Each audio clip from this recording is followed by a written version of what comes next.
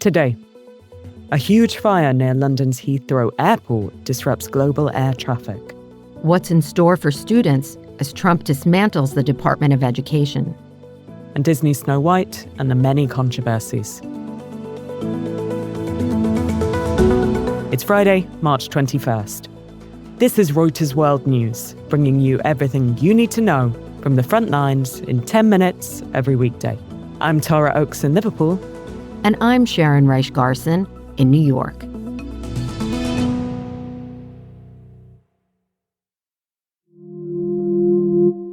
First to some breaking news this side of the pond.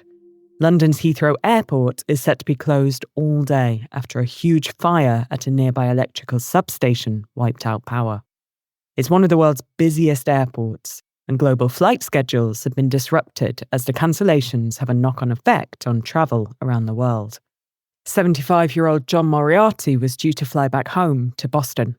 I've called Delta and all the lines are busy, so they're not answering. I just called American Express Travel to see if they can help. I'm waiting. All the lines are busy, so I don't know. I might be here another day, actually. Some flights from the US were turning around mid-air and returning to their point of departure. Hundreds have been evacuated and nearby buildings have been left without power. The cause of the blaze is currently unknown. U.S. President Donald Trump has signed an executive order to begin dismantling the Federal Department of Education. We're going to shut it down as quickly as possible. It's doing us no good. The order follows an announcement last week that the DOE would lay off nearly half of its staff, but shuttering it completely would require congressional approval. And Republicans don't have enough votes. Race and Justice editor Kat Stafford has been looking at what this means for public schools and students. There is a lot of confusion right now. The Department of Education provides federal grants for schools and programs and sends a lot of money toward helping children with special needs and disabilities, and it also oversees student loans. And for a very long time, one of the main functions of the Department of Education has been to ensure equal access, to enforce civil rights laws. And so there's a lot of concern that children and students who live in some of the poorest areas of our country could be impacted, right? Because they really rely on these funds. There's questions of how this is going to impact the higher education system, particularly when you think about the disproportionate amount of students of color and low-income students that rely on the Pell Grant. And it's college application season right now, so how will this affect those students that are applying for financial aid?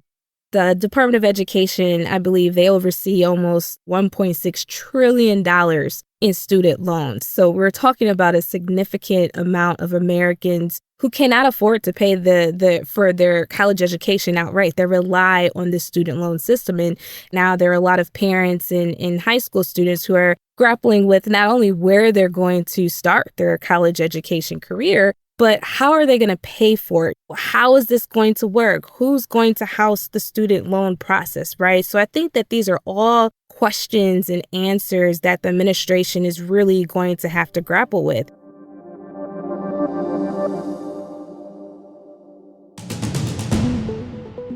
A judge says the Trump administration's response to a request for more details on the timing of deportation flights carrying hundreds of Venezuelan migrants is woefully insufficient.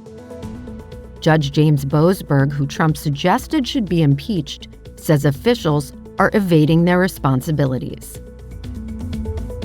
A deadline is looming for Columbia University to respond to 9 demands on tightening restrictions on campus protests. Among other things, the demands include banning face masks on campus and seeking power for security employees to make arrests. Trump says these are preconditions for opening talks on restoring $400 million in suspended federal funding. Trump has denied a report that Elon Musk will be briefed on the US plan for any potential war with China. According to the New York Times, Musk is due at a Pentagon briefing today that will feature 20 to 30 slides on how the US would fight in conflict with China. Trump took to Truth Social to say China will not even be mentioned or discussed. It is significant. I think it will take a little bit of time to truly set in. Zimbabwean swimmer Kirsty Coventry smashes through the International Olympic Committee's glass ceiling to become the organization's first female president.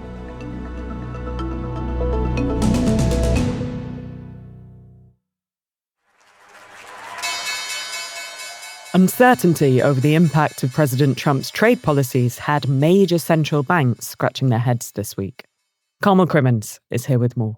So this was a busy week for the world's major central banks.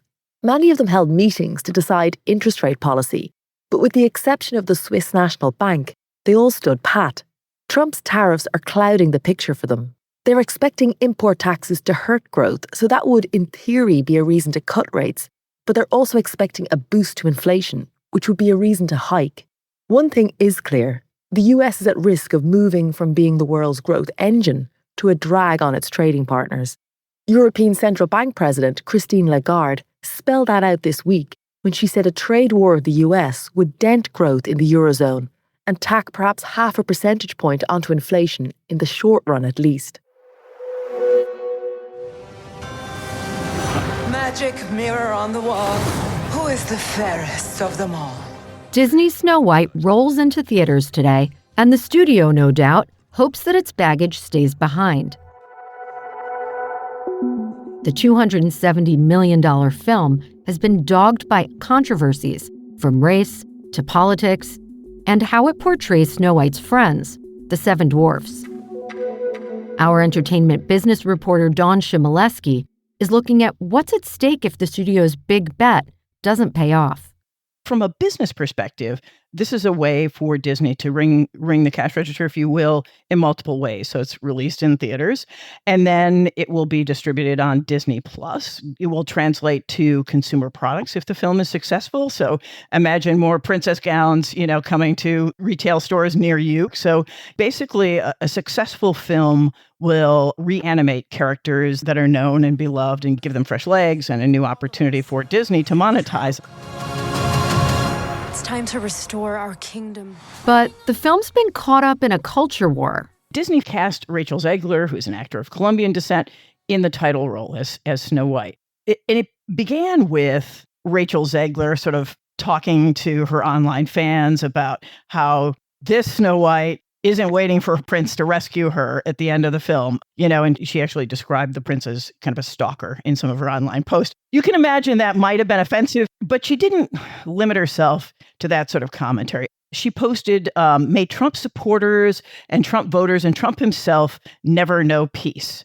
She deleted the post on Instagram. She apologized, but it really did create a firestorm. And it's not the only instance of trouble. The Israeli-born actress, Gal Gadot, who plays the film's evil queen, voiced support for her home country in the aftermath of the October 7th terror attacks. Her co-star was very vocally pro-Palestinian, which one might imagine that created some tensions. And there have been calls to boycott the film. And there's a further conflict about how the Seven Dwarfs were represented in the film. In the end, families will probably set aside all of these controversies if it's a good movie. So I guess we'll see at the box office.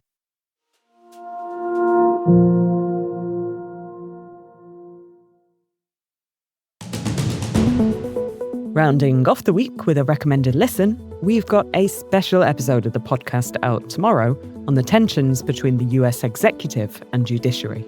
Catch it wherever you get your podcasts. For more on any of the stories from today, check out Reuters.com or the Reuters app. Don't forget to follow us on your favorite podcast player. We'll be back on Monday with our daily headline show.